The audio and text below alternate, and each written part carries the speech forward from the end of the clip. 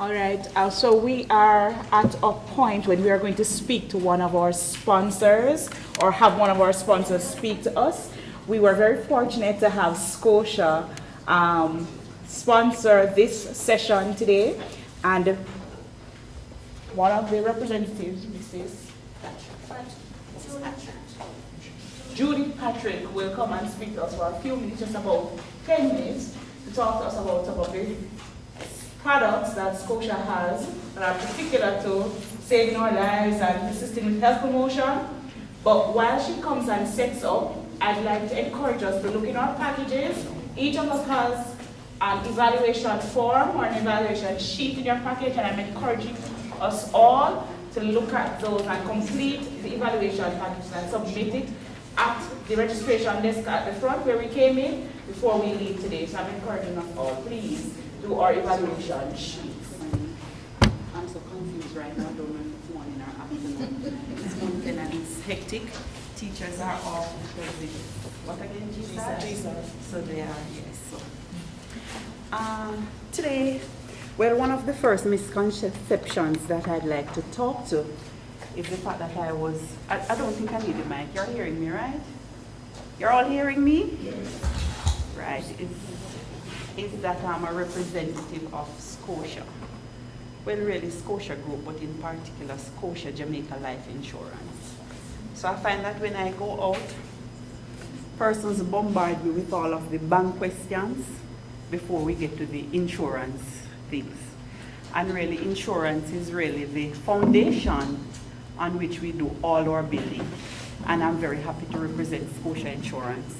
So I have a little presentation I want to share with you.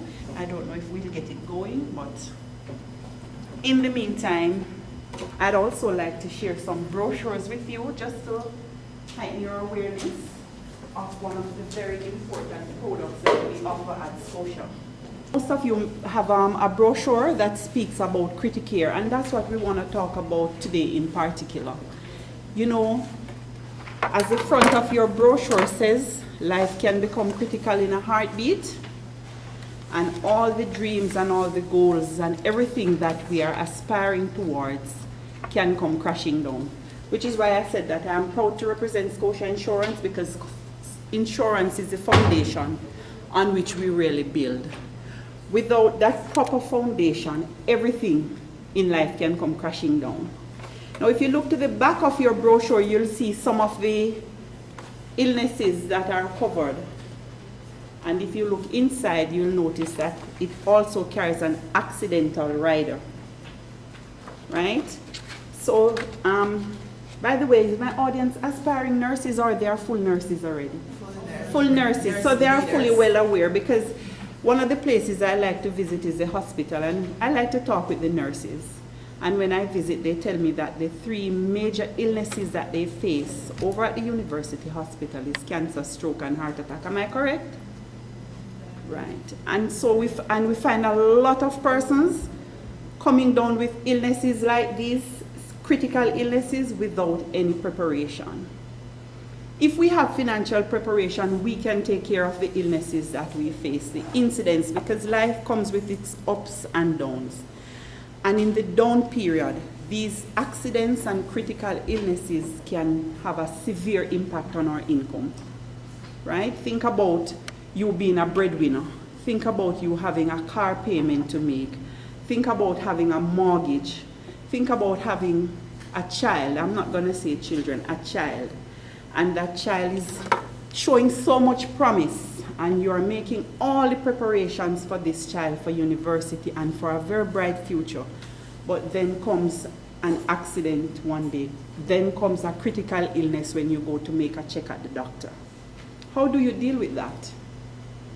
There are opportunities for you to deal with that. And here is one that is provided by Scotia Insurance. An opportunity for you to put aside a little something. It's really pennies on the dollar, you know, when you check it out. If you look on the inside of the brochure that you have, it shows you that you can get coverage for 9 illnesses: heart attack, stroke, cancer, major burns, paralysis, blindness, deafness, loss of speech, and coma. As long as you are between the ages of 18 and 60, you can get coverage. It also shows you that there's an accidental death and a dismemberment benefit. So it's covering you for critical illnesses and accidents, and it shows you that you can make a claim on it once you come down with one of these. Now, oftentimes I make mention of this plan to probably some of my clients, and they say, oh, well, I have health insurance at work, you know, I have a health card with Sagicor. And the first question I usually ask, will that health card pay you $1 million if you get critically ill?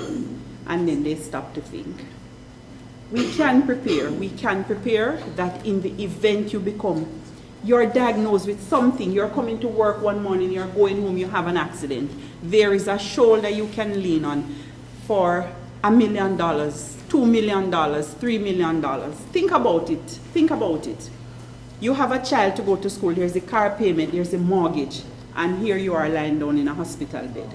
You are not able to earn. You're gonna be going to do surgery. I had the experience of a client of mine last May who had a stroke, and the cost for the first surgery was $1.25 million. Where would you find that kind of money? Can you put aside a little plan that in the event these things come up, you can deal with them? That is what we are about at Scotia Insurance. We're about protecting not just the financial wealth that you might have, but also your physical wealth.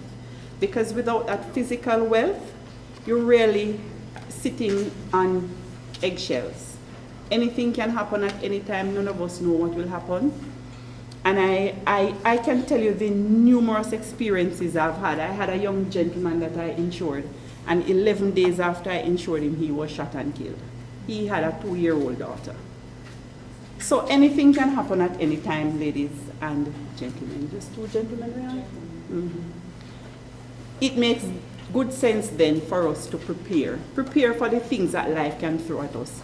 And you know, I have people who come and say to me, well, these things don't run in my family, and I'm knocking board and I'm trusting in God, and they tell me all of those things. And I said, well, that's fine, that's good too. But sometimes when I pass by over hospital, even a pastor, sometimes I saw over there one time. So young and old I see, pastor, people with faith, people without faith, everybody, it's affecting. And so it therefore makes good sense, guys, for you to put a plan in place so that the goals, the dreams that you might have for yourself and for those who depend on you can be realized even if you become critically ill, right? This is one plan. There's another plan that I circulated. I don't know how many of you had it. This plan is an ideal plan that helps young people. Why I say that? If you look at it, it's called the Affirm, and it bundles everything for you. And I find that young people like ease. They like things, you know, just in one place. And so this plan bundles everything for you. So there's an investment portfolio attached, there is life insurance attached, there is critical illness, and there is accidental coverage. Everything is there for you under one umbrella. And so you can take advantage of these things. There are many other products that we do have. We have products for those persons who are working and might not have a pension. Some of you might be on contract. I don't know. We have any contract people in the group who will take care of you when you get old. So you're fortunate and you've gone through life, you've gone through your working years, and you've had no illnesses. God has been so good to you. You've taken good care of yourself, and now you're at old age, 60 years old. And the actuaries will tell you that persons are living to 90, 95, 100 these days. If you retire at 65, who will take care of you for 20 more years if you were to make it to 85? Who would take care of you? Think about that. If you can survive off 60, let's say when you retire, you can survive off $60,000 per month. And you started now to say, okay, I'm gonna start saving $5,000 per month towards my retirement. Did you realize that it's gonna take you a whole year to save, to live 1 month in retirement? $5,000 per month for 12 months, that's $60,000, and in retirement you'll use that 1 year's savings to live 1 month in retirement. Now, if somebody can do a quick calculation of 20 years at 12 months, how many years would you need to calculate to save to live in retirement? And those are the years when you want to enjoy life. You don't want to retire and go home and sit down and you can't pay the bills. You can't even go out to dinner one evening. You might have grandchildren and they come around. You can't even offer them ice cream. So it makes good sense. And I like to help persons with planning, because planning is important. We can't just get up, go to work, live this paycheck, and then we work and waiting patiently for the next paycheck to come. That's not living, guys. That's not living. And what you earn is not what makes you an independent person financially, it's what you save. So if you're working every day and before the month is out, you've finished everything and you're waiting, you can't wait for the next paycheck to come around, believe me, you're not living. You're not living. Right? So, at Scotia Insurance, we have a whole suite of products that can help you. You have friends who might need help, right? You don't have to, if something happens, you're left to charity.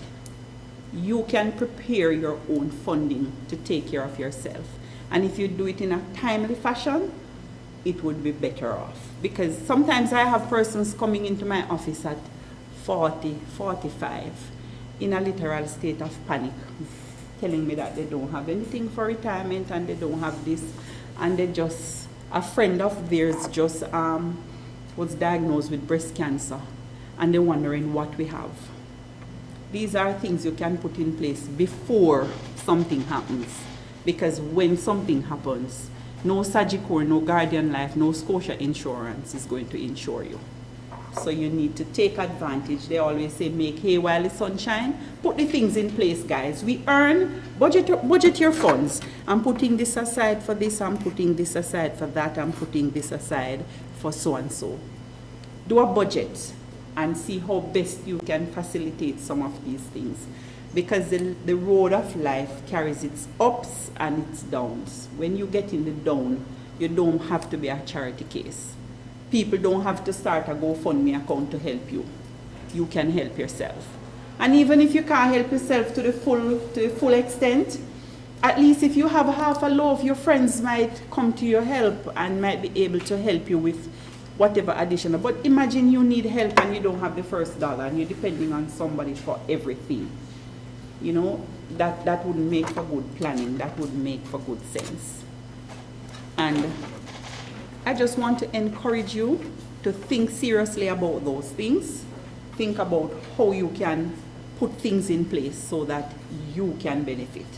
It's not for my benefit, it's not for your relatives. You know, sometimes I have a husband who comes and he tells me, I just spoke with a gentleman in the branch, and he said, well, you know, actually it's not me who have it, you know, it's my wife. And I said, you have a loving wife. She's making sure that if anything happens to her, you don't have to run to your friends to borrow something to take care of your wife. She has put something in place. Do you love her enough to put something in place that in the event something happens to you, she don't have to go running all over the place to get some money to take care of you? And that's how seriously we have to think about it. Guys, the beds over hospital are full. Every one of them over there are full. 90% of them is either cancer, stroke, heart attack, and accidents, right? If we prepare well, we can get good health care, because things will happen. Life has its ups and its downs, and when you get in the down, you want to know how you can get out of that rut. Prepare while you're on the up, so that if you get in the down, you know how you can get out of it. I thank you for having me, and if there are any questions, you can feel free. I'll spend another few minutes with you, and you can ask questions if you have. This is Patrick. If you have an illness, but it's not covered under what the critical care covers, would you be denied? Like that you have something else? Chances are the illness you might have might not be considered a critical one. If it's considered a critical illness, then you'll get a payout, right? If you have an accident, then you know that it's by percentage, as you can see. if you've lost a limb, if you've lost sight, if you've lost a finger or something like that, then it's according to a percentage. But chances are, you know, illnesses that you might have, your health card might be able to take care of them if they are not critical. It's the critical ones that are going to call for immediate surgery, that are going to call for millions, that we really do cover. You know, if you go to the doctor and you do your routine check, and the doctor says, you know, well, Mrs. Patrick, I found a lump right here, you know, and I'd like you to check it out. And then you check it out and you hear it's breast cancer. Right away, you're looking at no less than $1 million. Other than that, you might have to be put on a waiting list at a public institution, and while you're waiting, that cancer is spreading. So those are the serious illnesses that we take care of. The stroke, you get a stroke and instantly you need, maybe something is blocked in the brain, you need surgery right away. You need that kind of a funding. Any other questions? For those of you who might not want to ask a question now and might not get a chance and might want to go home and think about it, pray about it, you can take my number. It's 86777-85. And you can feel free to call me at any time if you have questions that you might not want to ask right now. All right. So we thank you again, Ms. Patrick, for coming, and certainly you can extend to the organization our appreciation for the sponsorship of this session. We've had a good morning so far, and the break is ready and available on the outside.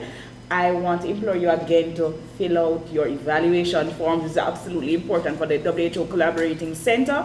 We're going to take 20 minutes break. There are persons on the outside who will assist you with the break, and we will resume for 2 engaging sessions with 2 wonderful nurses who are ideal for speaking to you later. And so we can proceed through the back, and in the courtyard, immediately in the courtyard, you'll get your healthy break, right? I was told to remind you that it's a healthy break, yes. No sweet drinks, no sugar. Good afternoon, everyone. I want to thank you very much for being engaged all morning and for your attention. We have 2 sessions left, and they're going to be 2 wonderful sessions.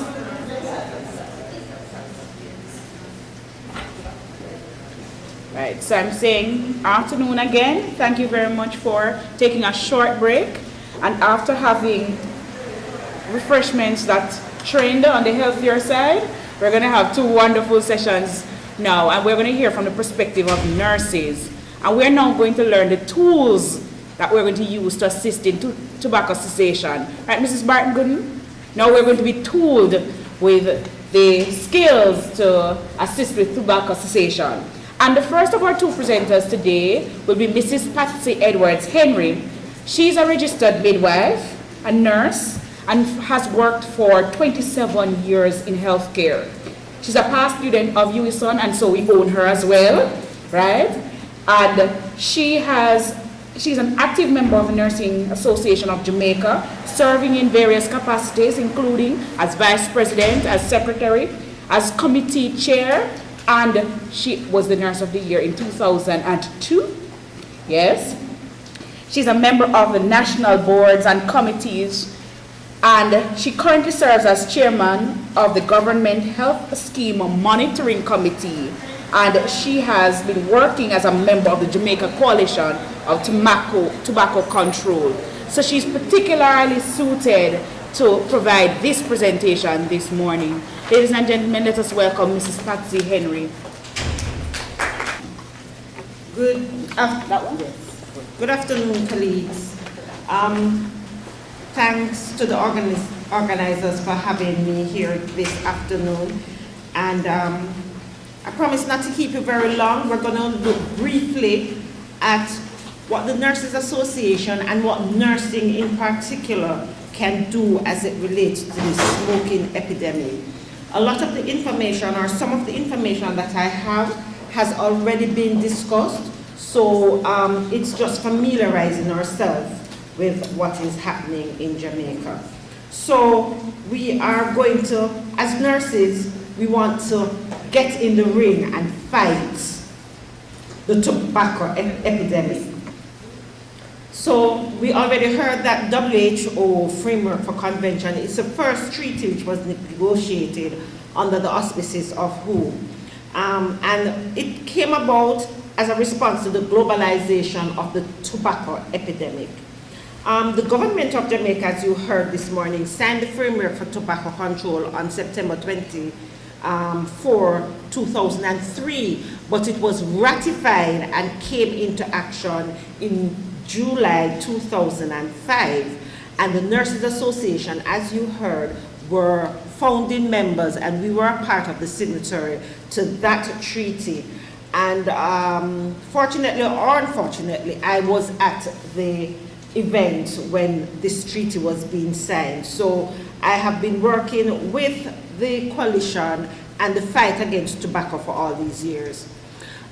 We need to know that right back here in Jamaica, smoking in public places was banned, and that was under the leadership of the Honorable Fenton Ferguson, right? The minister executed the regulation under Section 14 and 15 of the Public Health Act with approval from Cabinet. And as you heard earlier, that the coalition was formed in 2002 on the 31st of May, which is World No Tobacco Day, celebrated every year, and the members are there with the Nurses Association being a part. But as we fight against tobacco, there is nothing that is tobacco for us, smoking for us, even though it is widespread, it is still something that is considered taboo. You agree with me?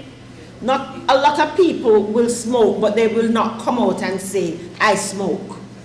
So a Polish research published by R. Adamek et al. Concluded that smoking by nursing personnel is wide. A lot of nurses smoke. And it is important to nursing personnel to be aware of the existence of the relationship between the change in the patient behavior and the attitudes of the person who teach them to live healthy. So nurses are the ones, we are the ones, as nurses, do you feel pressure that you have to be healthy? You have to always be on the go. Your family members, once everybody gets sick, they call the nurse. You find that happen? And once a family member gets sick, they call the nurse. When you go to church, you can't get your praise on because somebody feels sick and they call the nurse. And when the nurse feels sick, who does the nurse call? Right? So we have to be aware that persons expect us to be the trendsetters, for want of a better word, because we are the ones who are teaching them. But when it came on to self-knowledge regarding the scope of the harmful effects of smoking, the research showed that the level of knowledge had no significant effect on the health behavior study of nursing personnel. And we know that the gap between knowledge, attitude, and practice is always wide.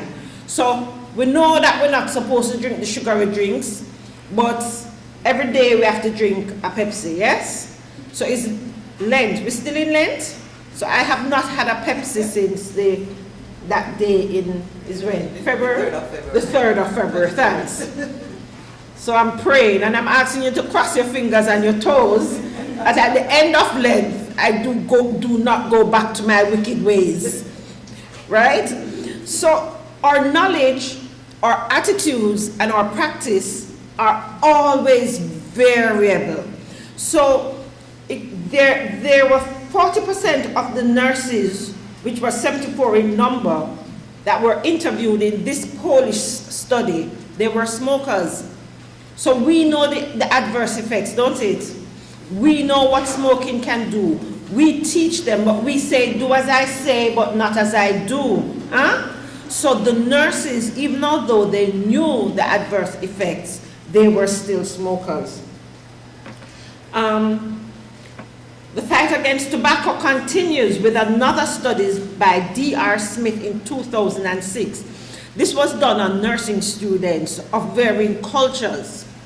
And this revealed that although smoking appeared to be fairly common among nursing students, its prevalence and distribution varies widely depending on the country of study and the time period during which the study was undertaken. Can you identify with that? Do you think that would find persons coming, nursing students especially, coming out and say that they smoke in Jamaica? You think our nursing students would admit readily to that? No. Do you think nursing students probably from Great Britain would just admit regular to that? It depends. Yeah, because the culture is different, isn't it? So the findings were variable. So there is some evidence to suggest that smoking rate increases by year. And why is that? Every year it gets a little harder, not true?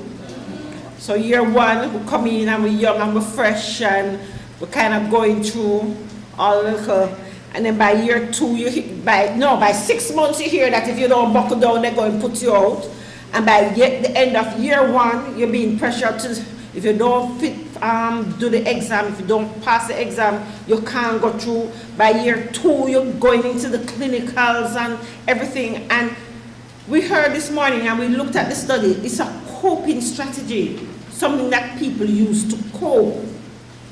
There's also evidence to suggest that weather conditions was a contributing factor as students in colder climates seemed more likely to smoke. I was in England the last 2 weeks, and I tell you the truth, one of the time I feel like I would have smoked a cigarette, it would warm me up because it was so cold. And I went to a World Health Assembly in Switzerland, and we were at the World Health Assembly in Geneva, Switzerland, and people were just gathered outside smoking, using one cigarette to light the other. And it was an assembly of ministers of health, chief nurses, regulators, policymakers, the World Health Organization, General Secretary, and people were just smoking. And when I asked, they said it helps to keep them warm. So I'm not sure what is happening there. But the conclusion was, though, that the development of an international smoking questionnaire may be useful to help standardize future research on tobacco usage among this demographic, which are nursing students. So we probably need to, through USON, develop something and see if we can do some studies on that. The Nurses Association, through its members on the Coalition for Tobacco Control, and over the years, I have been a member. Mrs. Edith Allwood Anderson sat on the committee, Mrs. Antoinette Patterson Bartley, and Miss Candice Thompson. So throughout the years, I've been working with the coalition, and we did a small survey because we wanted to see how prevalent, because there are no studies within the Caribbean or in Jamaica to say, to speak to the prevalence of smoking in nursing. And even if there are a few surveys, not much is done because, as I said, smoking is still a taboo among professionals. So we did a little survey at 2 major hospitals, and surprisingly, there were a few nurses, and when I said a few, I mean a few, who admitted to smoking, but they said they never did it on the job. Whether that is true or not, I'm not sure. But there were also nurses who did not smoke, who admitted to knowing of nurses who smoked, but this was considered not acceptable. So the nurses who don't smoke thought that nurses who smoked were deviants, because as a nurse, you're not supposed to smoke, because smoking not good for you, and you're not supposed to smoke. But see these little ladies here, you see them lighting up and having a grand time. Yes, and they look like nurses. All right, the Nurses Association, also in collaboration with the Jamaica Coalition for Tobacco Control, has participated in a lot of outside broadcasts, speaking out against the dangers of smoking, including secondhand smoke. And for those of you who have been listening, secondhand smoke is as dangerous as smoking, because we find that a lot of children who are in homes where smoking is practiced, they have a lot of the issues that the smokers themselves have. We were also instrumental in working with the lobby group for the banning of smoking in public places. And you heard Deborah this morning. Deborah is a fanatic when it comes on to talking about tobacco. So every time something happens, she'll call me, Patsy, can you ask the Nurses Association to write a letter? Patsy, can we put your logo on the and Patsy, can we? So we're always participants. So we have participated. So all those letters that you hear, she says she writes, the Nurses Association and those of us who are on the team, we have participated in ensuring that smoking in public places and the legislation overall be established. We have not been able to get the legislation in full, but we are still working on it. And those of you who are not too sure, the legislation speaks to a lot of things, including packaging. So in Jamaica, we have been able to get them to have 75% of the packages having graphic warnings. And we have also worked with other Caribbean countries like Trinidad, and I know we've worked with Barbados in helping them to get their packaging up and going.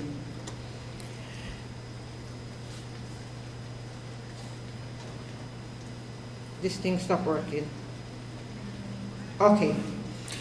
So to show our solidarity on World No Tobacco Day in 2013, we published a position statement on tobacco. And some of the tenets of what was in that are outlined. So the NAJ is committed to its members to work with the government of Jamaica to ensure that all aspects of the convention are adhered to. So we worked with the banning of smoking in public places. We encourage that all places of employment where nurses are assigned are to be smoke-free. So every public building, every hospital, every health center, every school, wherever nurses work, these areas are supposed to be no smoking zones. And as nurses, we can get more involved. So I work down at Victoria Jubilee KPH compound. But sometimes I go around the corner and I smell a little smell. When I go around and smell it, I burst out. Is who around here smoking? And around now says a no smoking zone. All right, sister, me go out it now. You understand? So we have to be always on the alert. So if you see somebody smoking in your area of work, it is your responsibility to say something. Don't pass. We have a responsibility to get in the fight. Because it's not a fight that we're going to win with you out here, you in your small corner and I in mine. We have to all get together. We are active participants in the education of the public, especially our young persons, on the dangers of direct smoking and secondhand smoking. And as I said earlier this morning, my daughter, she attends St. Andrew High School for Girls. And when she had her sociology SBA to do, I encouraged her. One of them was what NGOs do in the country. So I said, don't worry, man, if you want an NGO, choose the Heart Foundation, because Deborah can give you all the information that you want on smoking. So she did smoking among teenagers, and surprisingly, we found that I was pretty surprised when she started to analyze, because she did the questionnaire among her peers, grade 11 students, and I was surprised to find out that grade 11 students from the St. Andrew High School for Girls were actually smoking. And one of the main comments that they made is that the school needs to speak more about smoking, because all they focus on is pregnancy.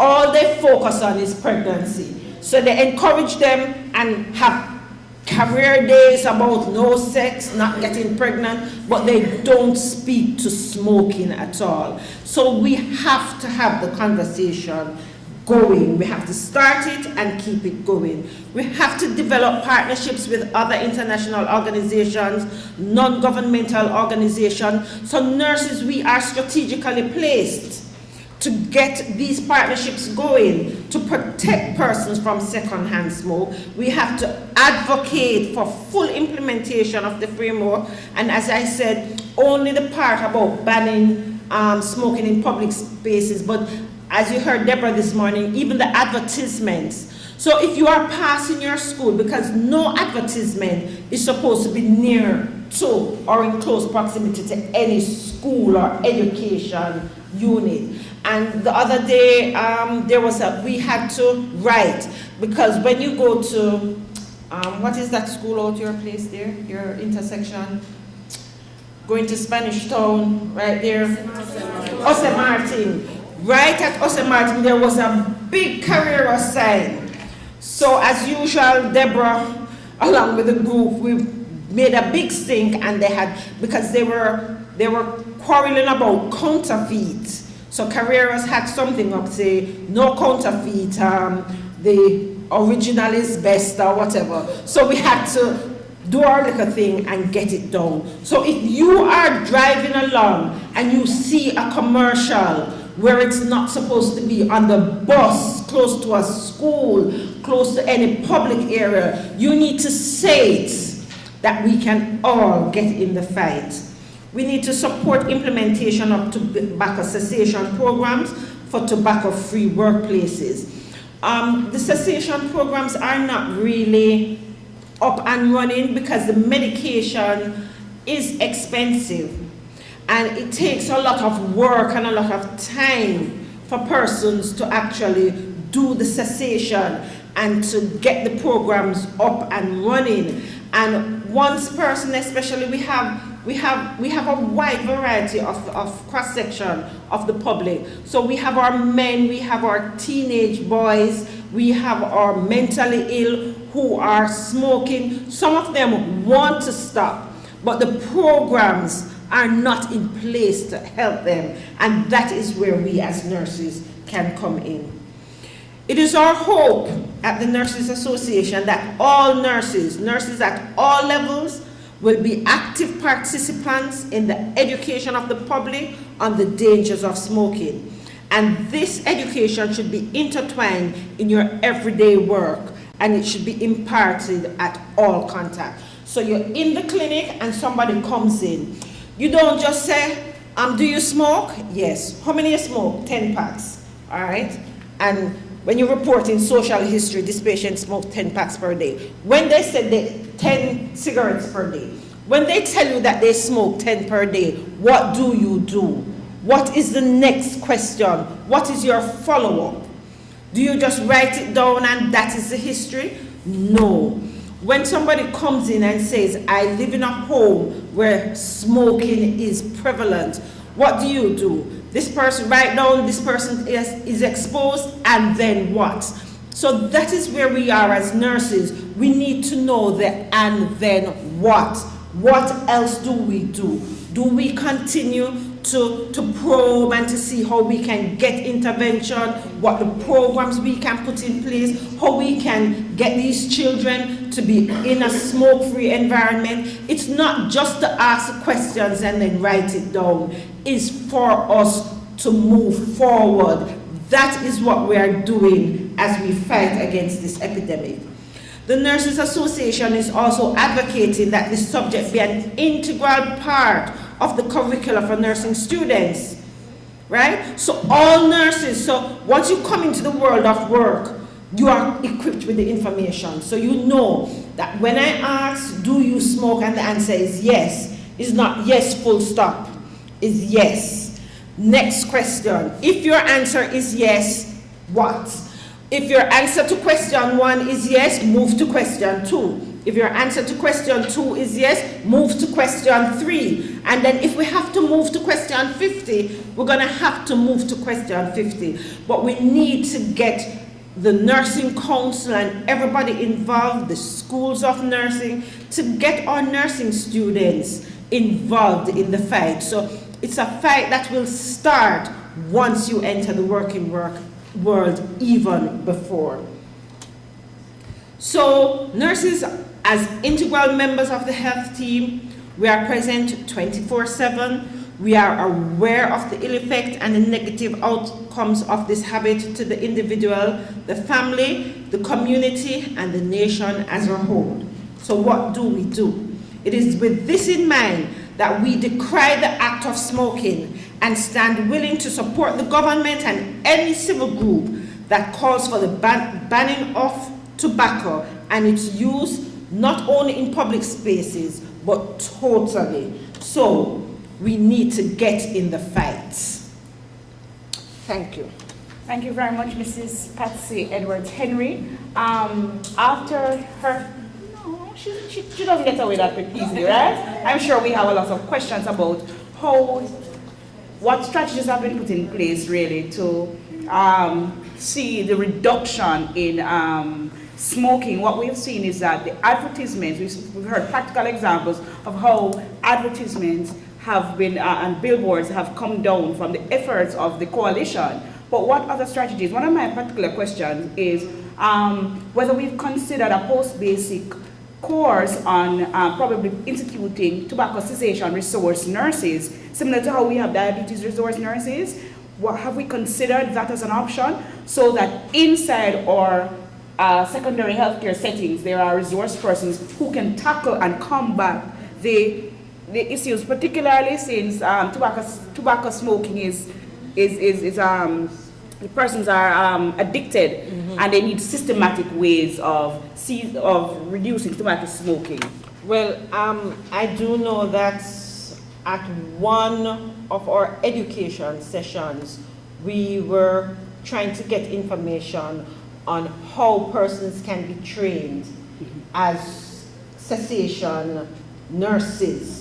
But there isn't such I don't know if there is such a course. We have been exploring it, but it is a good point that we need to consider to have nurses who specialize, because once you have the specialty, then it will go a long way. So yes, that is a point that we can look into and strategize to see how we can work this out to get these nurses, as you say, in the primary healthcare setting. There are two questions. Some inputs. Maybe we won't be able to have such like quote unquote a course, but just getting the information in the curriculum is important. Because just like we learn other areas, you look at that, might not be able to stand up with just a course like we have the cancer nurses, but oncology nurses, but just in the courses, because that is true. A lot of courses they don't mention about tobacco cessation. No, in the school, as you have said before, nothing's been said about it. And if you the educators will tell you that almost every condition that is taught that tobacco smoking is a contraindication or is a predisposing factor. And as a midwife, for almost every pregnancy condition, tobacco is a contraindication or a predisposing factor as it relates to the different conditions. Yes. And just to follow up on what you said, it is my vision that we will get to the point where we accept information on tobacco cessation as CME hours. So nursing council now mandates that for us to be licensed, just as how we do our BLS, we can do for 1 hour. The WHO or panel collaborating center, you have information courses that you can do online free of cost. So they can set even 1 hour and you sit at the computer and you can enlighten yourself. But I agree, get into the curriculum. And to follow up on that, not to take tales out of school, but I sit on the biennial committee at the Nursing Council, and we are trying to move away from this 5 hours of non-nursing and put it to 5 hours of specifics. So what is current? So tobacco came up as as one of the topics. The re-emerging, the trends of re-emerging diseases came up. The whole issue of human trafficking came up, and the gender-based violence. So there are a lot of things that we have in our headspace and putting down as strategies to say, all right, this biennium, these must be. Because you know that's for some countries, for your registration, in the United Kingdom, do you know that the United Kingdom, you have to get 150 hours every year for 3 years to re-register? But it includes it includes some practical, but you have to get 150 hours. And in that 150 hours, they have specific areas that you must get. So that is where we are looking towards at the Nursing Council, that there are some hours that you must. So tobacco and obesity are challenges that we are having. So for each biennium, you must or should get at least an hour or 2 hours within these areas of concern. Go ahead. Please don't consider raising the hours. No, we're not raising the hours, just to include, because sometimes some of the hours that some of the people get, you know, sometimes some of the hours, they really don't make any sense. And then some people do the same thing every biennium. Yes. I know we're talking about tobacco, but I'm thinking that maybe we could do substance abuse instead. Mm-hmm. So that would take in a wider area. Yes. And with the whole decriminalization of ganja or the marijuana or cannabis, whatever we call it, yes, that is important. Oh, Iris. I just want to congratulate Mrs. Patsy Henry on a very informative topic. I know that, as you said previously, that the NAJ, they are in collaboration with other bodies like UNESCO and whatever it is.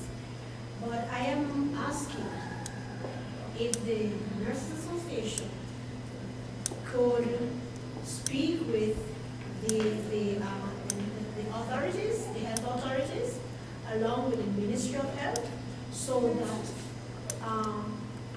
the patients themselves, who we are catering for in an hospital setting or a health setting, could get some educational session via the televisions. Because every hospital you go, you see televisions all over in the place. And all they're doing, watching soap opera and other thing, cricket and whatever it is. And the patients are there, just chatting and whatever it is. And there's no form of health education. And as health educators, we have the information. But I think what happens is that we seem to have not been able to capture those who really need the education. And I don't know why we can't do it, because when you go into the banks, even although you'll have 3 televisions, and 2 of the 3 televisions giving you the bank products over and over and over again. I went into Flow yesterday and I wanted to watch some champs. And all the big screen TVs now have this Flow information. And then a little one over there had the champs on it. So it's something that we need to really push for, because as you said, we have the televisions. What I think the challenge is, because I know that we started that at the antenatal clinic, director, we started that at the antenatal clinic, but then there's no upkeep and you're not getting current information some of the time. So it's something that is a discussion that we need to have, Iris, and see how best we can use these devices for educational more educational than entertainment purposes. All right, thank you. We'd like to thank again Mrs. Patsy Henry. Hold on. I get a photo. There's a photo up, right? Right. So again, Mrs. Patsy Henry. Can't see. You can't see. Right. It's up now. Right. So I'd like to thank you again for your engaging presentation, for advising us on some of the policies that surround how we manage tobacco smoking, how we assist in diverting and minimizing the advertisement of tobacco, and we also have learned of some strategies that can be put in place in the primary care setting and the secondary health care setting to offset and reduce tobacco smoking so that we can reduce the incidences of chronic disease and other things. And we'd like to invite you to come again when you have more information and other advice about how we can do this. We can also use it in our curricula, right, Mrs. Barton-Gooden? Very much. Thank you again. Thanks. Certainly, we are almost at the end, and we have one final presenter to go. And while she's last, she's by no means least. She's one of the persons who was very integral in ensuring that this workshop went on. And the person who I'm going to introduce, who is going to come next is Mrs. Antoinette Barton-Gooden. She's a lecturer here at the US School of Nursing and a trained motivational interviewing practitioner.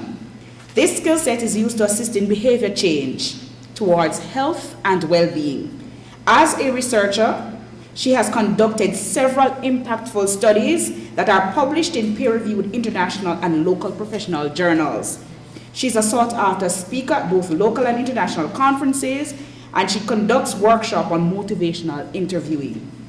She's an initiator of the annual Student Empowerment Seminar at the US School of Nursing, finalizing students, and that workshop aimed to equip them with skill sets that employers are clamoring to see them use. She is publicly engaged as a scholar who is a co-chair of the Kingston College Health Fair Committee. She's co-chair of the Faculty of Medical Science Ethics Symposium, and she also engages in many church activities. Her graduate work is on smoking cessation, and she's apt and qualified to produce our final presentation on motivational interviewing. Mrs. Barton-Gooden? Welcome. Good afternoon, everyone. I thank you so much for that wonderful introduction. For a while, I was becoming a little swell-headed. I'd like to thank you all for staying with us and for attending. I'd intended for more persons to come out, but since this is just the first one, I'm sure as word gets around, more persons will be interested also. I'd like to also give credit to my co-facilitator who's not here today. Her name is Mrs. Joy Crawford. In fact, she is my motivational interview coach, and she is a trained motivational interview network of trainers, which is a certification that will allow us to train other persons. And I hope to do mine this year, so then I can be more integral in teaching this skill set. Now, I just want to tell you a little bit about motivational interviewing. I first heard about it in 2012. The Heart Foundation had a presentation and I attended. And at that time, I knew nothing about this motivational interviewing. But the more I watched the presentation, and it was about tobacco cessation, I started to get a little interested in it. So I researched it, and a wonderful opportunity came up where we had a group from the University of Alabama who was in Jamaica and would be doing workshops. So, I kind of made my way into that group, and I was eventually trained as a motivational interview practitioner. So at the end of the presentation, I hope that you will all be introduced to motivational interviewing, both the spirit, skills, and the processes, and you will be able to use the ask, tell, ask method to share information about tobacco cessation.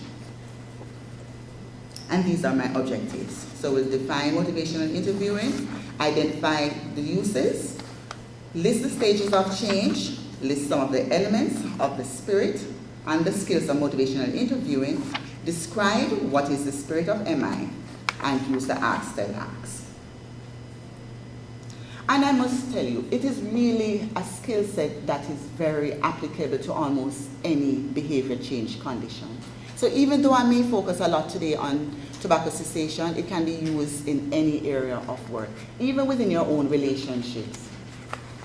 Once I did the workshop though, I found that I was a little more empowered. So once your self-efficacy is built, you're more able to engage clients. So I hope that in my discussion, you will feel that way. So what exactly it is? So it is something that came around from in the 1980s, and I see some persons from mental health nodding, because they would be a little more au fait with it long before I did. But in fact, it was being used in psychology, particularly when it comes down to addiction, alcohol or cocaine, whatever addiction it was. And it was widely used by Miller and Rolnick as they treat alcoholism. Now, it has been growing in popularity, and now it has been used in many other conditions, particularly NCD management. It includes their certain skill set, the spirit of MI, which I'll talk about later, which has to do with relationship, the way we talk, the way we engage persons. And it will identify the other skill sets that will enable you to converse with someone. And I'll give you an example. I remember after I was trained, there was a colleague of mine who is a smoker. Now, I knew this person is a smoker because I would smell smoke on the person. So one day, I feel a little empowered. So I said to the person, "Can I ask you something?" And he said, "Yes." So I said, "Do you smoke?" And he said, "Yes." So, he said yes, it's almost like, yeah, you're going to give me that lecture now. So I said to him, "Have you ever considered stop smoking?" And he said, "No." The conversation ended right there. So when you engage your client, you have to be aware what level that they're at, based on the change process, where they are in the conversation. So overall, there's a way to engage clients, and in a way that is non-threatening, because once you ask the question, already their defense is up, right? It is used, the skill set helps you to identify what are the person's values, because everybody have a value system, and our behaviors are based on what we value. If we value material things, we're going to engage in activities that will give us material things. If we value having fun, we're going to engage in things that makes us feel like we're having fun. And we kind of touch on some of the alcohol. Alcohol makes you feel relaxed and loose, and you can have fun, right? Now, we recognize that using motivational interviewing, it is also client-centered. So it's not about you. You're talking to the client, and you're talking about behavior change, but it's not about you. So you don't take things personal. We don't get thin skin. When they push you off, you don't take it personal. You don't malice them. You don't threaten them. You don't make sure that next time they come to the health center, you don't deal with them. It's not about you. They have their own issues and they're working it out. But if you use motivational interview, because it's client-centered and it's a dialogue, the more you talk to the client, you'll get to understand what are their values, what are the things that they want to change within themselves, what are the pros and the cons for changing, and you will help them to work towards it by using certain skill set like affirmation. Affirmation is a skill set that we don't use very often in this country. First of all, if somebody gives you a compliment, already your back go up, like seriously, wonder what is it they want now? But we need to get used to giving affirmation, because an affirmation is not necessarily a compliment. It's just identifying the strength within that person. And for one, I can affirm you right now because you value lifelong learning so much. You took time out of your busy schedule to be here. That's an affirmation, and I'm very happy to see you, and I'm happy that you have stayed with us so far. So the goals are really to talk with the person in order to aid them towards behavior change. But the behavior change is usually based on intrinsic motivation. So overall, what it is an empowering way of communicating that is based on the Transtheoretical Model of change. It assumes that change may be linear, but it may be non-linear as well. And I don't know about you. Anybody in here has something about them that they need to change? Can I see a show of hands? Okay. So in other words, this is what we call finding common ground. We all have something within us that we like to change. And I can admit, I am a fingernail biter. And each time I take off my tips, I am back biting my fingernail. And it's not that I don't know that is wrong, and I struggle with it, but this is a problem that I can disclose in public. But the client, sometimes they have other issues that are deeper than that. And when you raise it, they get angry because they have to face their demons. So when we talk about the Transtheoretical Model, we know that there are different stages of change, right? We know the pre-contemplation stage, where the patient is not even contemplating changing that behavior. And you know what? Many smokers are at that point.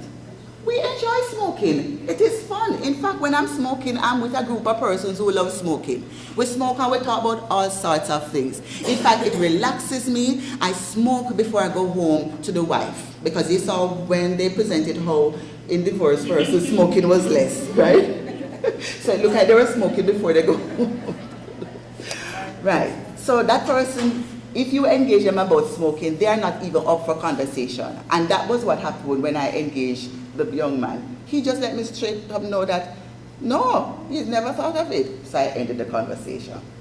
Now, contemplation. The client has thought about quitting, but has not really got around to doing. But they recognize that they have a problem, so they're desiring some change. And that is usually a good place to, because you can start the conversation. But even if they're not there yet, start the conversation anyway. So after my brief discussion with this client, or the colleague, months after, one day he said to me, Mrs. Martin-Gooden, you notice anything different about me? So I'm thinking, not really, but I'm sure you're going to tell me, right? So he said to me that he stopped. And I said, really? I said, wow, I can see you're really a determined person. You see, notice I'm using up my affirmation right there, right? And he went on to share what has been different and whatever, right? So months later, every now and then I would see him, you understand? I'm not badgering him, I'm not asking, are you sticking to the plan? Because we know the more times they try to quit, it's better. Each time they try to quit, even if you fall off the bandwagon, just get right back on. And they need somebody within their corner to be a cheerleader. Not to beat them up and say, Lord, you know that it will kill you, and so and so. Just say, you know what? These things happen. Change is difficult, and I'm happy that you're trying. Just let's get right back on it. The preparation stage, where the person now start to think about the pros and the cons. They start to think about what they value, what I need to do. If I do this now, I will maybe need to change my crowd. I can't hang out with them no more, because it means that if I go around them, I'm going to feel like I want to smoke. And the active phase, where the patient now tries, they're in the process of quitting, and they may even do small things like cut down on the amount of smoking. And that is still something to celebrate. So you're there with them, you're celebrating every success. If they were smoking 10 before, and you meet them and they say, boy, I cut down from 10 and I'm smoking 9. It's still a big thing. Wonderful. Keep going, man. I can tell that you're serious about your health. I can tell that whatever you identify as their value, you have to keep reinforcing it. So if they say to you, boy, I really want to kick it because my daughter, she's doing GSAT, and I really want to see her graduate from college. So each time you say, how is it going? I can see you're taking steps to ensure that you will be around so that your daughter, you'll see her graduating from college. And the maintenance phase, this is usually where the change is implemented. It's usually more sustained, but guess what? We know that change is not linear. So from time to time, it's like a pendulum. They're back and forth. And it's okay. We are just there to support them.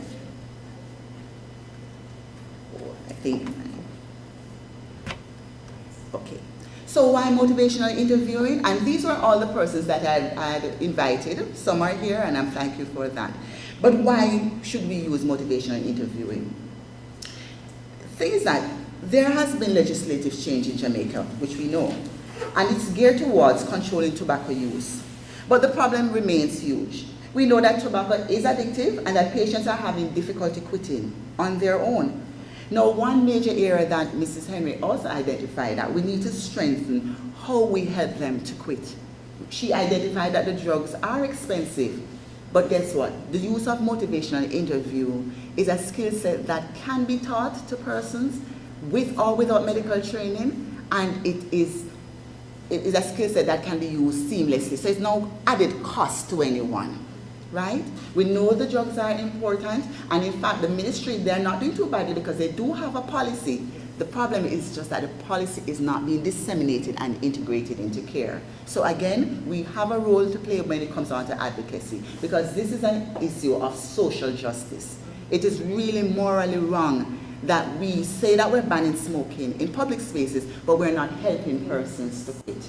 So we still have to continue with our advocacy. Now, these are some of the evidence-based studies that you can see that MI has been used and has been successful in helping persons change behavior. So it's not only in smoking cessation, they also use it in diabetic management when it comes down to weight reduction. They also use it for MI, for persons with cardiac conditions, where they found that it helped them with self-care maintenance over a longer period. And for lung disease, medication adherence.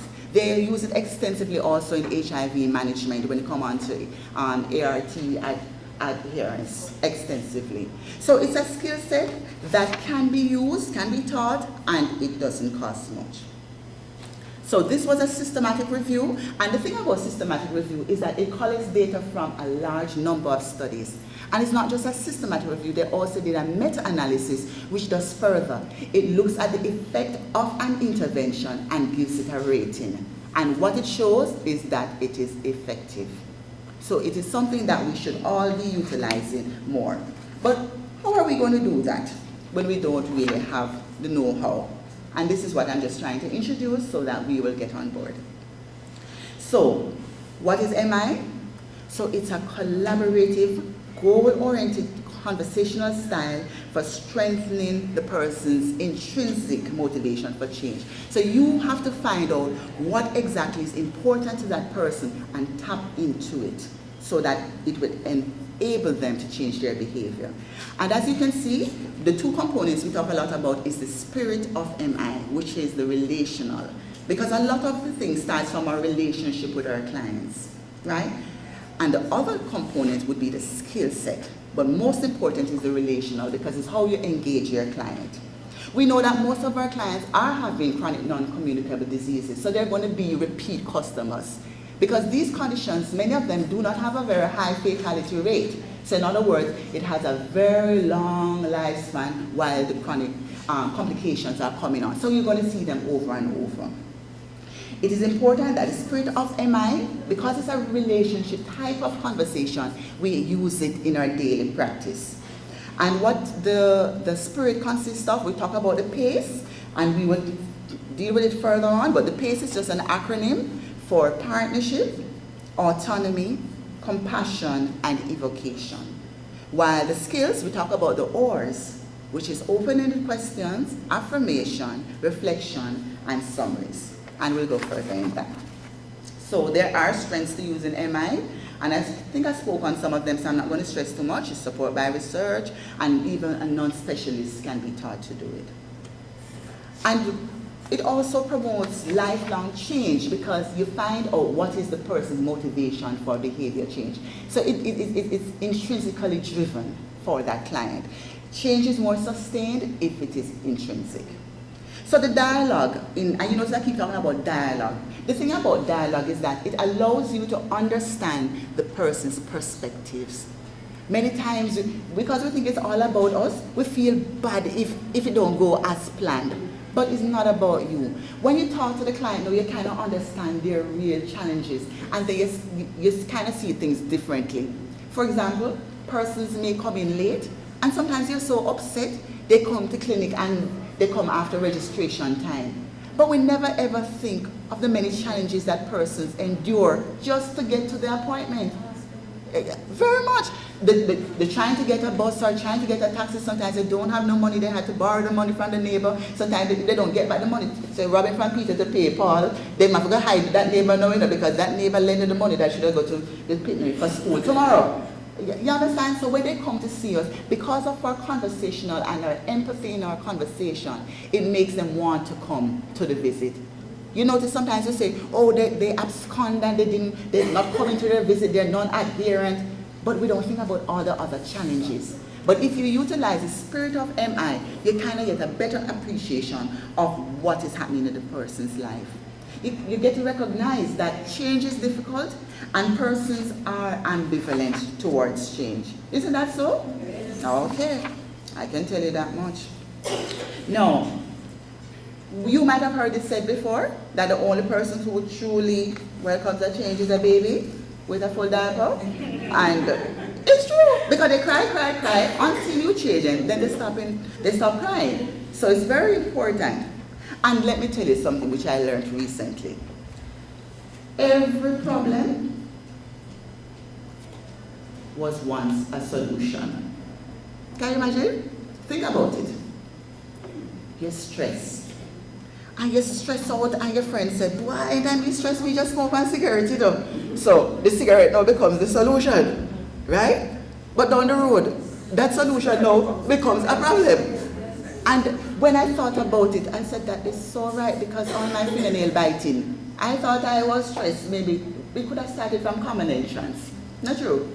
And I started biting my nails. So that was a solution for me. But years later, I'm still struggling to stop biting my fingernails. So we have to recognize that. So since behavior change is a significant part of patient education, if we use the motivational interview type skills, it will help us as we engage our clients. So what we'll find out when you talk to the client, even if you suggest something, you realize them have like 10 reasons to combat it. So it becomes like a debate. You have the mood on one side and they have a mood on the other side. But when you use motivational interviewing, you get to understand what are their pros and cons for the behavior, right? You recognize that they're ambivalent towards the change because they have unresolved conflicts, and persistent ambivalence is the principal impediment for change. Because you find all sorts of reasons why, if you change it, what's going to happen, you know. You find all sorts of reasons. And that's how life is. Now, when we think about motivational interviewing, remember I said it was a conversational type discussion? Think about it. You're taking all of these considerations in mind, that the Transtheoretical Model, that change may be linear, may not. That people are ambivalent towards change. So what you recognize that the person must be motivated to change. Am I correct? Yes. Okay. And that this motivation may wane from time to time, so it fluctuates. Okay? And that is influenced by social interaction. So in other words, sometimes it's who are your supporters around you that is going to encourage you to transition, right? And we know that motivation can be modified or improved. So depending on your conversational style, you almost become like a cheerleader for the client. They look forward to come to see you because they know that the skill set you're going to use, you're going to empower them. They're going to come to clinic feel down, but when they leave, they stand with their shoulders feeling up because it was such an empowering event, right? Now, motivation can be influenced by your clinician style. So in other words, you know, sometimes persons will prefer one person over another because of the style again. And we also remember that it is not confrontational. Yes. And it's not about you. So you see, when you finish using motivational interview, you don't feel so stressed. Because some patients can make you feel very stressed, you know. Oh, Lord goodness. Sometimes when you see them, you're like saying to yourself, oh boy, you don't even start the interview yet, you know. But with motivational interview, you relinquish the power. It's theirs. It's theirs. It's their life. They know how to take care of themselves. You are just there to facilitate them with change in behavior. So we move on to the other two objectives, right? Now, describe the spirit of MI. And you heard me talking about the spirit of MI. And I want you all to read this quote out loud. MI with someone is like entering their home. One should enter with respect, interest, and kindness. Affirm what is good and refrain from providing unsolicited advice and rearranging their furniture. Okay, well, I'm sure you find it funny, but you're right. I have a relative like that too. And usually if she's coming over to see me, sometimes I have to warn her. I say, listen, don't tell me how much cobweb need to come down. And that the curtain don't match the couch, right? You don't want people keep telling you what is wrong with you. You know, you just want them come and just accept you. And because you're working it out, you know, you're kind of struggling and working things out, and right? So I love this quote, and what it tells you is really the spirit of MI. The partnership, the compassion, the acceptance, the evocation. And here you will see in your dialogue that with the partnership, it's collaborative. You are there to support them. The autonomy, meaning decisions that are made, is based on their values. You allow them to make their decisions. You don't force anything on them, right? The compassion is demonstrated by the way we engage them with respect, being non-judgmental or argumentative, because remember I tell you it's not a debate, right? Somebody don't have to win, it's not a debate. And so in other words, you're not debating with them, so you're not rearranging their furniture. It's their life, they know how to run their show. You're just there to enable the change. And the evocation now, you engage them in a way to identify what is it they value most. So you're kind of pulling out of them what they value and how that can be used to make them, assist them in making the change. Excellent. Okay. So we talk about the spirit of MI, the pace, the partnership, the autonomy, the compassion, and the evocation. And that brings it back to the point of listening. And I'm going to tell you, we engage in dialogue with the client in order to understand what their experiences are. But what came to mind is that sometimes we don't listen very well. And I can tell you, I remember my sister gave me this quote, and she said to me, I was telling her of a problem, and she said, a wise woman once said, so I'm there waiting. So I said, yes, what did they say? She said, my point. Exactly, one said nothing, right? So when we're listening, we listen with our mouth closed. We just let them speak, right? And when we listen, sometimes our own emotions, we're at several points when we're listening, you know, we can be at the point of empathy. And if you look in the circle now, you see the empathy, this is the practitioner now in the pool with this man who is drowning from his struggles, right?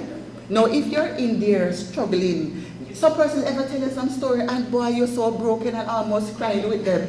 You understand? You're in the empathy where you're kind of wallowing in the pity, right?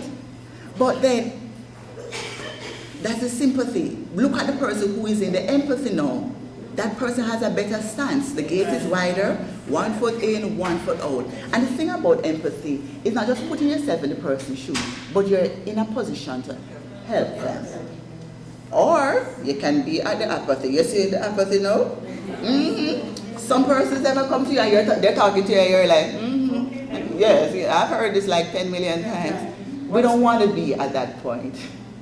That's not an empowering, okay? We want to be in the empathy mode because it again shows that we have feelings and compassion for the client's challenges. So I touched first on the spirit of MI and I talked about it being partnership, autonomy, compassion, and evocation. These are the other skill sets, the open questions. You know, when we meet our clients, we ask open questions because it engages them to allow them to elaborate, right? Then we also use our skills of affirmation where we talk to them, we identify the strength within what they say. And we just say, because sometimes they never hear it that way, you know. Sometimes we have been grown up, we are forced with so much negativism that you never get an affirmation. And when you affirm the client, sometimes they don't believe you. Sometimes they don't even smile. Sometimes you have to say, did you hear me? I'm saying I'm happy to see you and you're looking very nice today. You know, it's like, seriously? But we need to get in a habit of affirmation because what we realize is not a culturally accepted thing.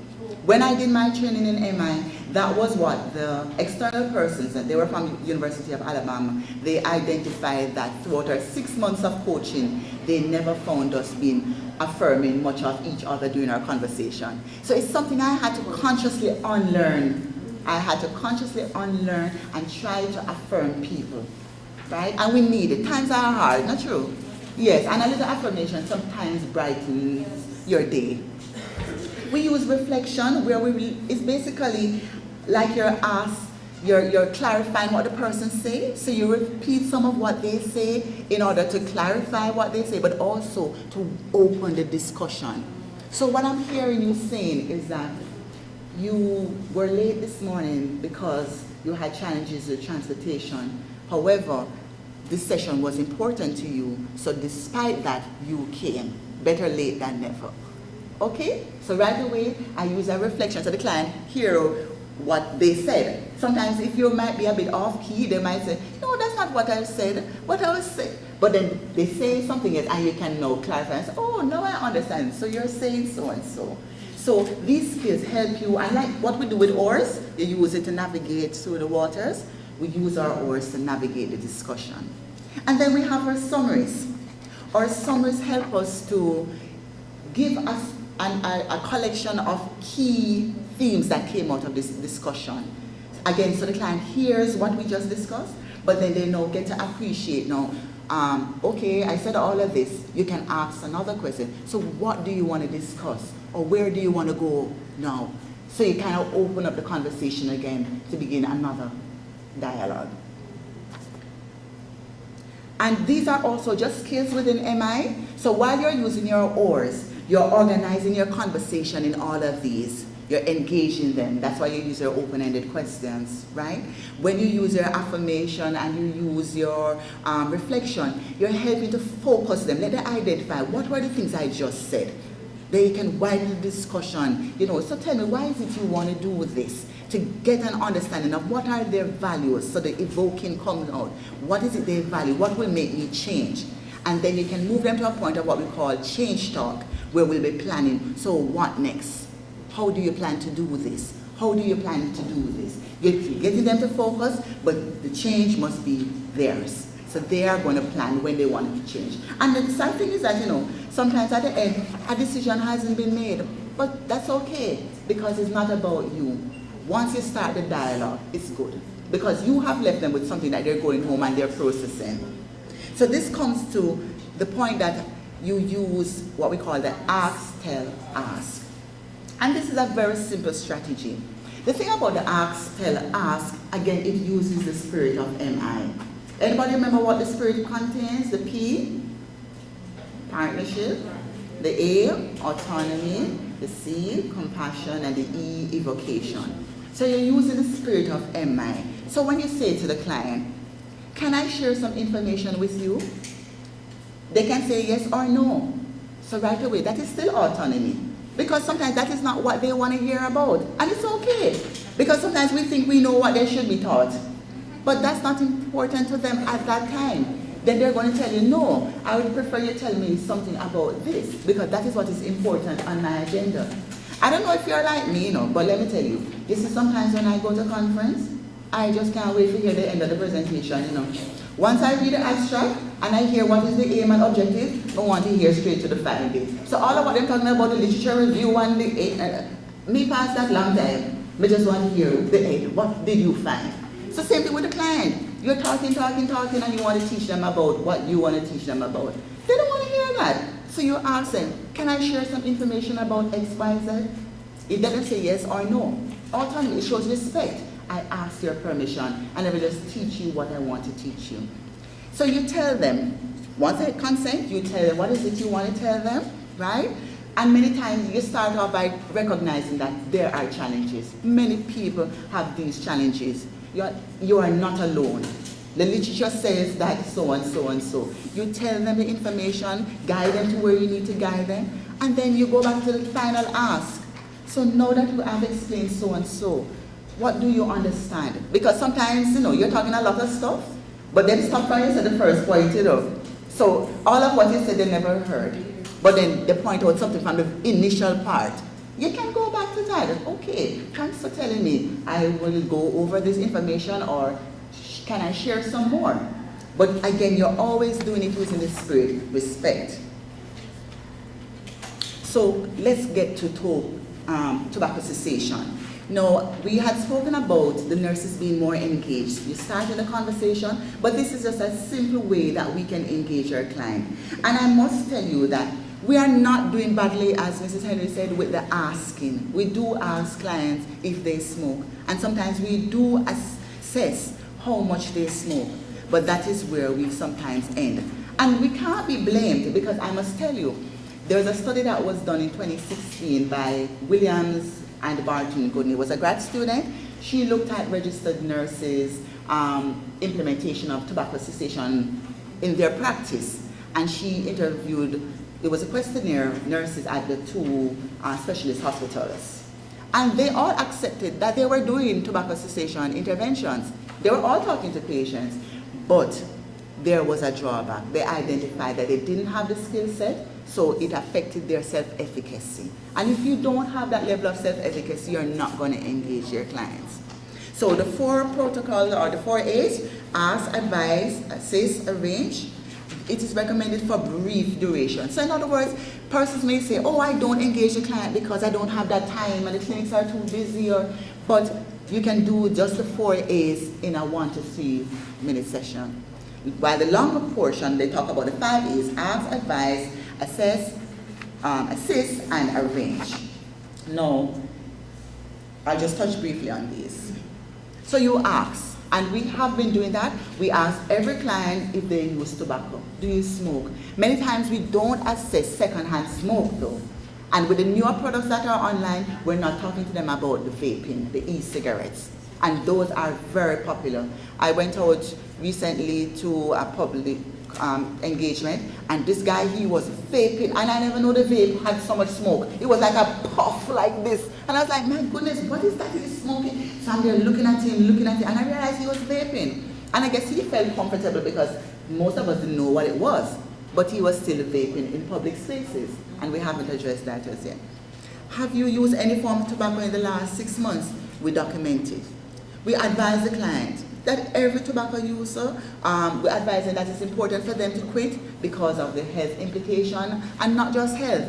As the other presenters pointed out, the implication it has on their families and the economy on a whole.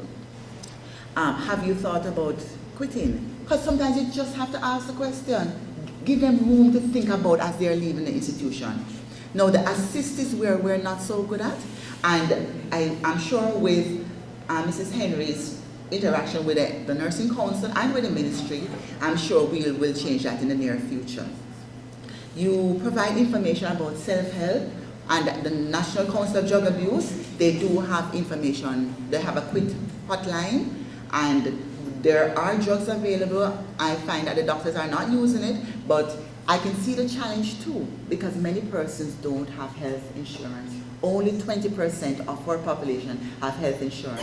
And I'm not sure, even though I think the varenicline is covered by the NHS, because a lot of people are not prescribing it, they may take it off the list of drugs. But it's on it, but nobody knows, so they're not using it. So after a while, when they review the list of drugs, they're going to say, hey, let's take off this drug because nobody's using it. But most persons don't even know that they can prescribe it for our clients because it's on it. So education is warranted. And a range. I mean, in the States and other developed world, they have nurses that are trained in tobacco cessation. So once you're in hospital and you accept that you're a smoker, you can be aligned with a tobacco specialist, cessation nurse.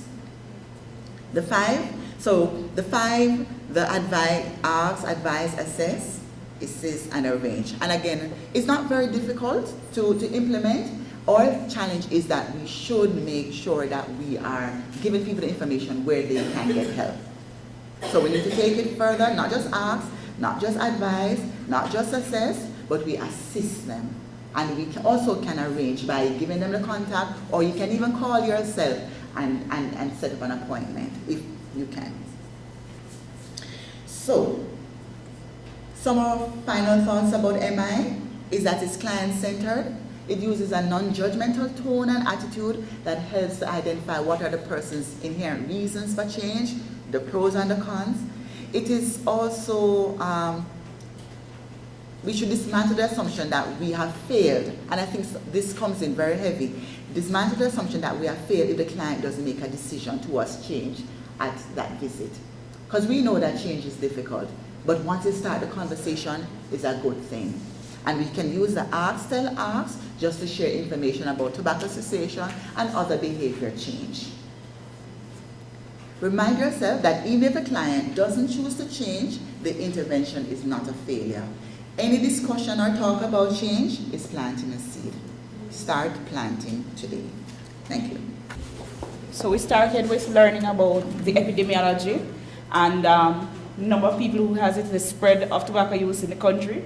We learned about the policies surrounding tobacco use and tobacco cessation, and now we've gotten the tools with which to counsel and guide and support persons about tobacco cessation, and we've learned about affirmation, something that's not used popularly in Jamaica, right? And what we are tasked to do is to utilize those skills and the opportunities to ensure that we speak to the people who are ripe and the people who we have an opportunity to reach. Thank you again, Mrs. Barton, for a wonderful presentation. So we spent a couple of hours for this presentation. I know that we might have questions, but there's a classroom that needs to be in this room. I'm teaching. Yes. Teaching in this room. And so I'm going to invite Dr. Kawa to make the final statements before the session ends. Not pronounce the benediction, right? To make the final statements before the session ends. And again, I'd like to thank you so much, participants, for being very good participants and for being here today for the entire session.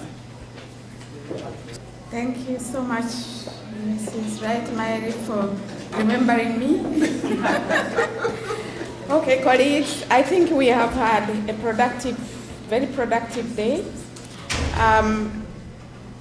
I wasn't able to stay for all the sessions, but I just want to first thank you, all of you, for making time to be here, because I know, just like us, your schedules are really, full, but you have made time to be here. So I'm very grateful, and of course, I want to thank the presenters. I see most of them have left, but thank you for making this symposium, successful. Now, the other thing I want to say is that we at UWISON, we are really focusing very much on capacity building. Now, this is very important because right now, as we try to get nursing to be recognized, as we continue with the struggle for nursing to be recognized and take its rightful place, I think it is very important that we look at the way we function. Now, I'm saying this because some years ago, I have been interacting with the Registered Nurses Association of Ontario. Now, let me tell you, the first interaction when I was introduced was in 2005. What I observed, they are, in Canada, they are very powerful. It's a very powerful group. Why? Because one of the things that they have used is they focused on evidence-based practice, where they have they embarked on using evidence. They developed best practice guidelines so that the impact of nursing can be felt. So as we fight this battle, one of the most effective ways, it is how we function and to show how effective we are. And it has to be, it's evidence-based practice. So we at UWISON are trying very hard to expose, our students and, of course, the nursing community into, building capacity for evidence-based practice. We are using several methods. One of the ways is, building capacity for research. So every year, as you know, we host a research conference where we disseminate. So like many other years, they end the last week of May, which is this year is going to be the 24th and 25th, we have our research conference. So I'm asking you all to, make sure to attend, to hear what is new, what work is being done, and of course encourage the colleagues, because sometimes we have only focused on, I want to attend the conference so I can get the hours for relicensure. But there is much more than that. What are we learning? What are we using? Because unless we change our practice, that fight is becoming harder and harder. But I'm telling you, RNAO, when the president calls the prime minister, he is there. Why? Because they have focused on providing quality care. So it is one of the methods that have been very effective. So we are trying very hard to, build the capacity for that. So there is the research conference, but immediately after that, this is going to be the 5th research internship, where we build capacity for research among nurses. So the research internship is a 4-week intense program that we have put in for those who have completed a master's to enhance the skills for research, so that in our clinical practice we can do studies, so that we can use the research findings to improve our practice. So I'm asking you to see if you can participate. You will get the information when you are going out, but it is an activity which has, in fact, it has helped. We have had a number of people who have participated, and they have been able to practice. But from last year, we also do, during that internship, we do a 1-day workshop, which is specifically focusing, how do you translate that knowledge into practice? What do you do in your practice to change and to improve and to provide quality? So this year, last year we had a team from University of Michigan. They were here for a week and they did a whole day workshop to help nurses. So we introduced the theory, but this year we are going to be doing the practical aspects of evidence-based practice. So I'm inviting you to see if you can participate, and we will be sending out information shortly to make sure that you participate. And I'm specifically calling on, see now the name is, okay, Miss Patsy Henry. We need to work together. The Nurses Association and the school, we need to work closer together so that we can strengthen nursing. I know you are working the other side, but this aspect of capacity building and improving the quality of care, it is very effective. So I'm inviting you to work with us and encourage your members to participate in the internship, so that you see, whatever we do, once it is based on evidence, this is what is happening right now. So I'm encouraging everybody to seize the opportunities. We are trying very hard. Through the Collaborating Center, our role is capacity building, and we are trying to collaborate internationally to be able to learn, so that we can change how we function. So I want to thank you very much for being here, and I'm looking forward to your participation in all these activities that we try to implement to improve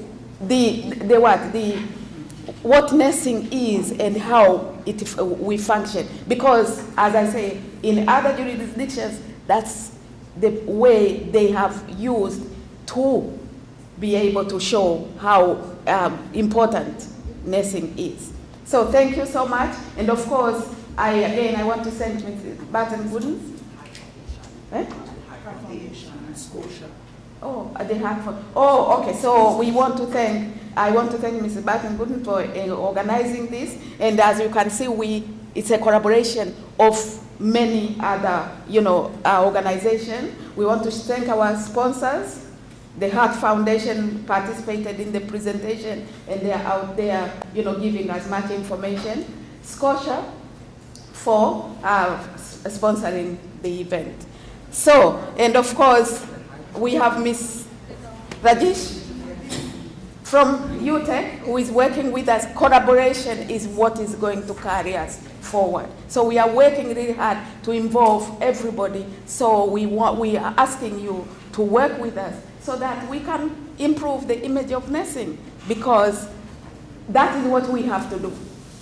Thank you so much for being with us, and our head of school is not here, and I'm trying to, fill in for him.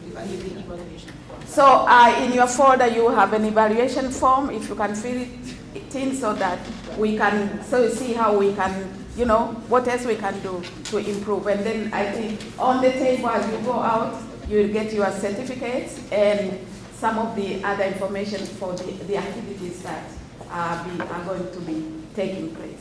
Thank you so much. Thank you to MITS for spending the time with us. Those are our major partners again, because every function that we call them, they make. Speakers, you're active. Hello.